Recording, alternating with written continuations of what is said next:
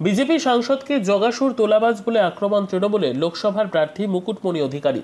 এবারে তৃণমূল প্রার্থীর বিরুদ্ধে আদালতে মানহানির মামলা করলেন রানাঘাট কেন্দ্রের বিজেপি প্রার্থী জগন্নাথ সরকার। আদালত সেই মামলা গ্রহণ করেছে।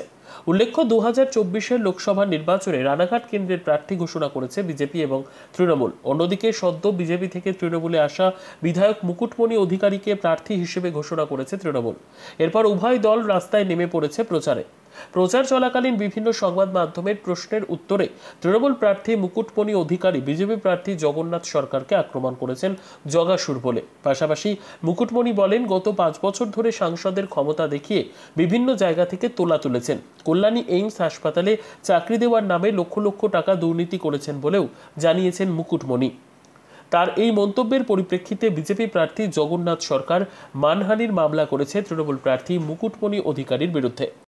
গত 11/3/2024 তারিখে একটি বেসরকারি ডিজিটাল টিভি চ্যানেলে আমার বিরুদ্ধে নাম করে আমি একজন সাংসদ রানাঘাট লোকসভা কেন্দ্রের, তিনি আমার বিরুদ্ধে অনৈতিক, আপত্তিকর, যার কোনো প্রমাণ নাই, এই রকম কথাবার্তা সরাসরি আমার নামে অভিযোগ এনেছে যে আমি তোলাবাজি করি, মিল থেকে টাকা তুলি এবং সন্ত্রাস সৃষ্টি করি, মানুষকে ব্ল্যাকমেল করে টাকা দিই, চাকরি বিনিময়ে টাকা তুলেছি, তার কাছে নাকি প্রমাণ আছে।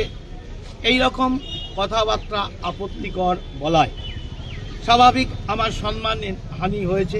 আমি একজন দীর্ঘ 35 বছর শিক্ষকতা করেছি একটি স্কুলে এবং বর্তমানে আমি বিগত 5 বছর এই রানাঘাট লোকসভা কেন্দ্রের সাংসদ এবং এবারও দল আমাকে সাংসদ হিসাবে নির্বাচিত হওয়ার জন্য মনোনীত করেছে।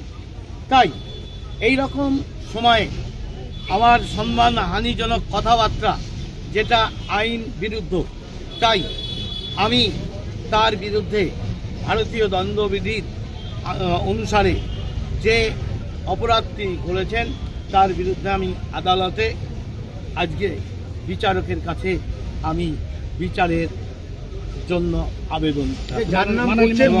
মামলাটি গৃহীত হয়েছে, তিনি হচ্ছেন মুকুটমণি অধিকারী। অভিযোগ মুকুটমণি অধিকারী, তিনি কোন দলের সমর্থক, কি করেন? তিনি শোনা যাচ্ছে বিভিন্ন দেওয়ালে, আপনারাও দেখতে পাচ্ছেন, তিনি হচ্ছে তৃণমূল কংগ্রেসের লোকসভার সম্ভাব্য দলের ঘোষিত প্রার্থী। আমি তার বিরুদ্ধে মানহানির মামলা করি। তার বলতে কার বলতে নামটা? মুকুটমণি অধিকারীর বিরুদ্ধে আমি মানহানি মামলা করি।